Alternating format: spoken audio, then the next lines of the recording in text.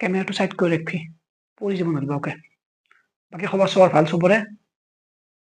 সব ঠিকে আছে বঢ়িয়া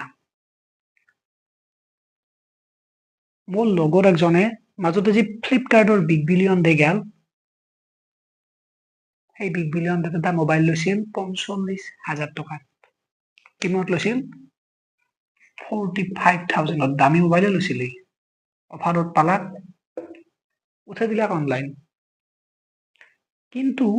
কেইদিনমান পাছত আৰু তাৰ প্ৰব্লেম এটা আহিল প্ৰব্লেম অহাৰ লগে লগে কি কৰিলা 20% লছত মোবাইলটো বিক্ৰী কৰি দিলাক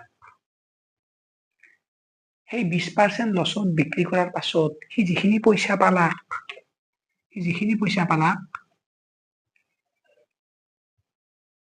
সেই পইচাখিনি দি সি আৰু এটা মোবাইল ললাক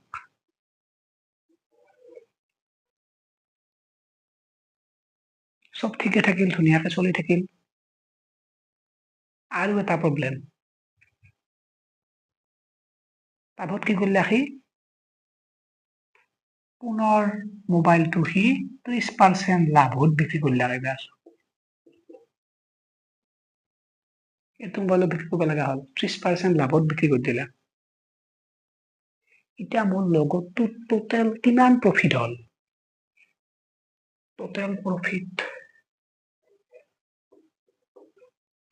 কিমান হ'ল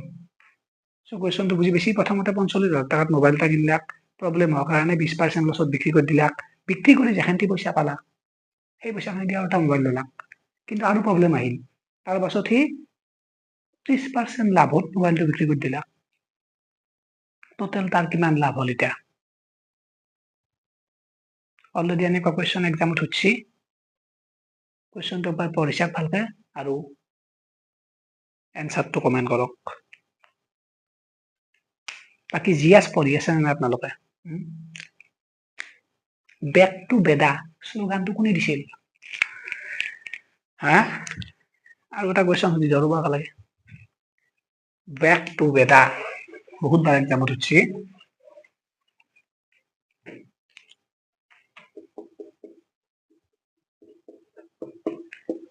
বেক টু বেদা